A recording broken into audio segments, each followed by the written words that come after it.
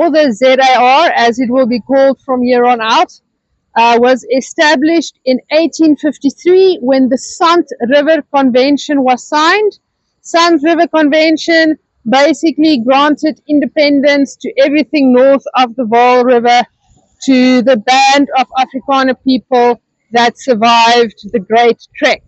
So they moved from the Cape or the Cape Colonies to start their own self-sufficient little republic, and they started that right here. The reason why they first settled in Pretoria was water. So Fountains Valley, I'd say 4 kilometers that way. Very nice fountain. It's still fountaining today. So it still provides 16 Olympic swimming pools full of water for the Pretoria CBD, which is actually nice because it's unfiltered, like pristine drinking water. So the water you find in CBD is probably better than the water you find in Silver Lakes. Just FYI, Stefan. Right. The Republic was self-sufficient. They liked their little landlocked enclave a lot because they were apart from everybody. Being staunch Afrikaner people, they really liked being separate from everybody and leading their own lives. The only problem was they did not really have trade with anybody, so governmental income was a bit of a problem. Because their citizens weren't prone on paying taxes either. So income was a bit of a problem. At some point, Sammy Marks, a very, very wealthy businessman, had to bail out the government financially so they could pay their civil servants. And then after that, another businessman called George Hayes had to bail them out again. So it was a bit of a monetary issue. But luckily for the ZAR, in February of 1886, gold was discovered not too far from here in a great better city called Johannesburg.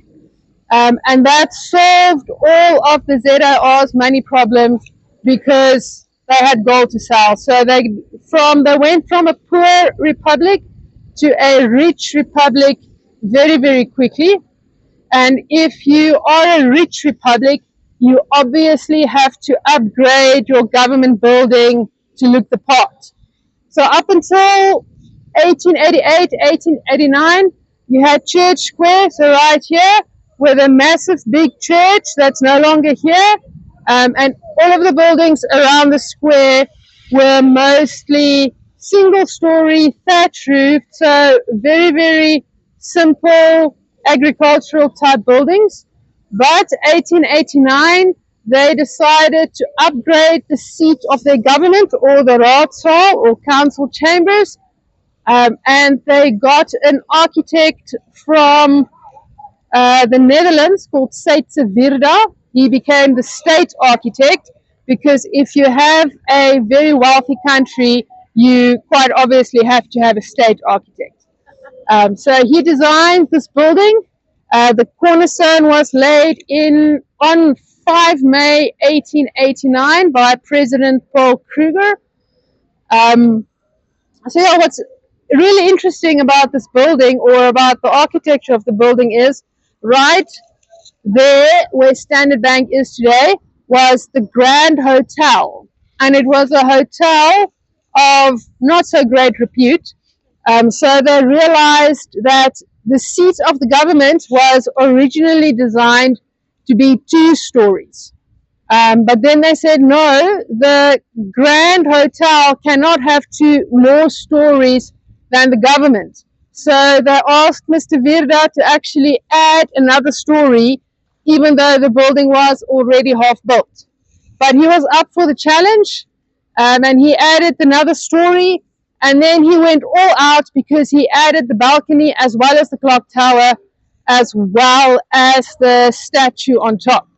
So they were properly higher than the Grand Hotel. So yes, they did use the balcony to wave at the peasants at state occasions, much like Buckingham Palace, although they would never draw the comparison between themselves and Queen Victoria, because that's just a no-no. What's interesting about the lady on top is she's Lady Freedom. So it was a bit of a hard concept to sell, to have a lady on top of your building, because ladies weren't held in that high esteem at that point. But they decided to sell it to the government. So their first sales pitch was, it's Lady Victoria. Now, really, 1889, the height of the rule of Queen Victoria, the Afrikaner people hate the British. Now you want to sell it as a Lady Victoria, so that did not fly. Next up, they said, okay, let's call her Minerva. And they said, no, no, no, are you insane? That's too hedonistic. And then some